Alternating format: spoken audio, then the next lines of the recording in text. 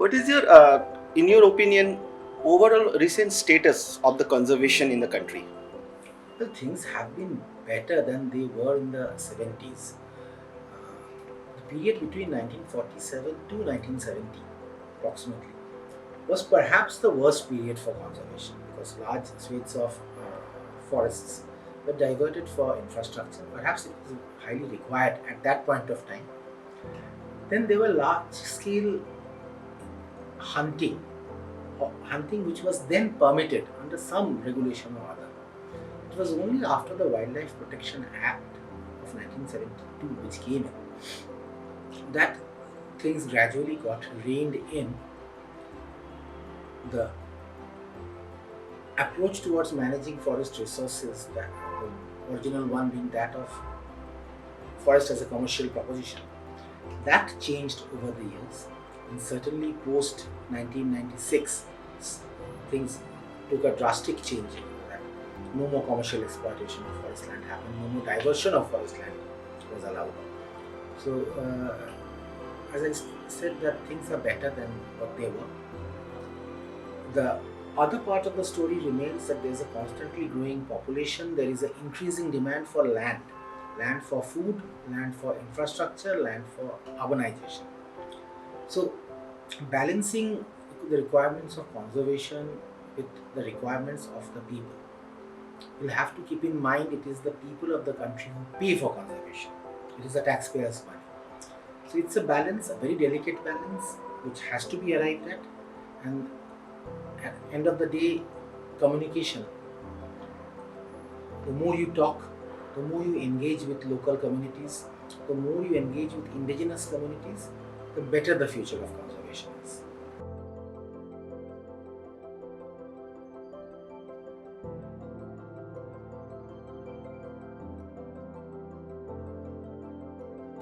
Well, as a forest officer, I am the custodian of land which is in name of the forest department. This is true of all states. So when I say I am the custodian of land, I look after that land on behalf of the state. It is the people of the country, it is every voter, every taxpayer in this country who are the actual owners of this resource. It is in real sense a common property resource. My job is to look after it. My job is to manage it for the people. So it is extremely important that the realization creeps in that I, as a voter and taxpayer, too have a stake in those lands. It's my land too. And whatever goal we are aiming at more tree cover. We are aiming at better and more diverse vegetation, better populations of animals and birds. So none of this is in conflict with the basic interest of any community. If the land survives, the water resources survive, if the ecology is secure, things like food security, things like health, things like sanitation, they to some extent, to a significant extent, are taken care of. We are passing through this terrible COVID-19 pandemic, and if we try to draw a leaf from the very fine factor that there are fingers being pointed at this virus having jumped from a wild animal into human populations, makes it all the more important to understand that these resources, forestry and wildlife resources, are extremely important things which need to be managed scientifically. The science has to be correct each and every time. And at the end of the day, such management, such looking after is for the people, by the people. I'm not an alien. It's not me. I wasn't brought in from another planet to look after these forests. I'm a citizen of this country. I'm a resident of this country. I have as much stake in the well-being of these forests as anybody else. This is the point which everybody has to keep in mind.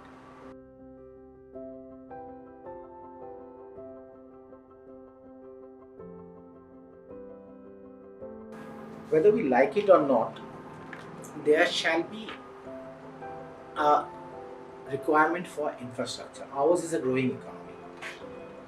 our requirement for infrastructure is such that we need natural resources. However, given the quantum leap in technology that has happened over the last 2-3 decades, I am quite confident there are ways and means, many of them driven by tech, to reduce the deleterious impacts of exploitative management of mineral resources, energy requirements. Yes, I firmly believe that production of energy, production of minerals can happen along with conservation. They are not necessarily two poles apart. As I said before, the science has to be right, the mathematics have to be right. As Right. long as the science and mathematics are right, development initiatives will turn out to be good.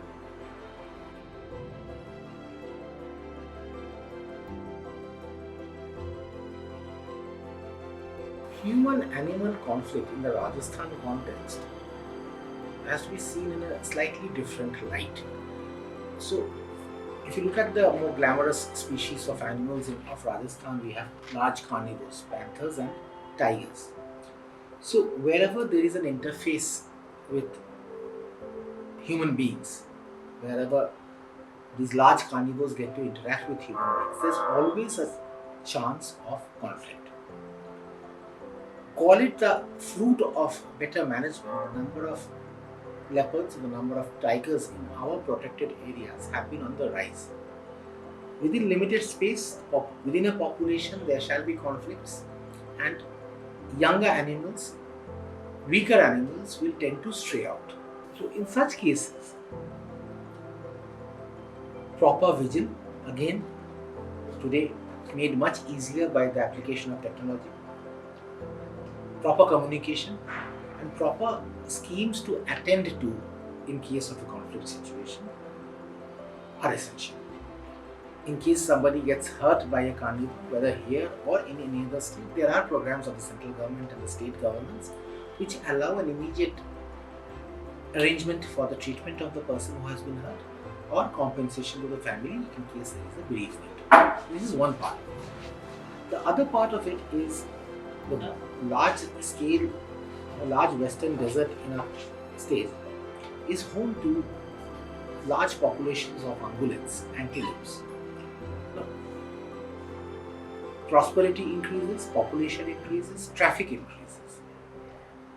In many cases, we come across road kills of smaller animals, of ungulates, of blackbuck, along highways in the state. Now, these kills are not intentional. I mean, a truck traveling, say, at 100 kilometers per hour, late at night, he has a deadline to meet, he has goods which need to reach the destination, and there is a small animal crossing the road. The animal gets hurt or dies.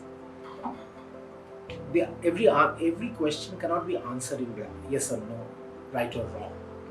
So, do the animals have their rights? Yes, I'm sure they do. They have the right to live peacefully without fear. Is it sad that the animal died? Yes, extremely sad. But it's also very important that the goods and services reach their destinations. It is important for economy. End of the day, it's the government of this country, the people of the country who pay for conservation. So, counseling, messaging, talking to people, talking to stakeholders, transporters, whoever's using the infrastructure, a highway, a railway, whatever it is, cannot substitute any other form of. Penal action doesn't work, will not work in every place. Communication is more likely to work. Yes, there could be steps like reducing the traffic speed, putting in speed breakers. I'm sure it's important, I'm sure it is done in various places. I know of roads which are closed at night along the highway along Mudumalai Wildlife Sanctuary is closed at night. So that is one measure. It apparently works there. There could be some other measure which works elsewhere. So man-animal conflict is there, shall be there. It is our job to try to see how can we reduce such instances so that the economic requirements are not negatively impacted and the requirements of species and their conservation are not negatively impacted. It's about communication, it's about talking to stakeholders. My last question, this should be for our next generation young readers, for the young aspirants. In today's context, how exciting or challenging IFS as a career option? Well, I have a rather simple answer out here. I mean, in case an aspirant is ready to spend time out in the field in the sun, ours is Rajasthan, 50 degrees in the shade in summer, in the cold in the hills, in the rains in the east, learn to live with soil and dust and mud, learn to live with local indigenous communities, their ways of life, their food, their cultural practices, and respect them, is ready to learn from looking at trees and plants and butterflies and bigger animals and birds, do make it a point in trying your hand in forestry as a career. If you think you need your physical comforts of life, you want an air conditioner, there's nothing wrong in it again. Go ahead, choose something else. In any profession, anywhere in the country, as long as the person likes doing what he does, he'll do it well.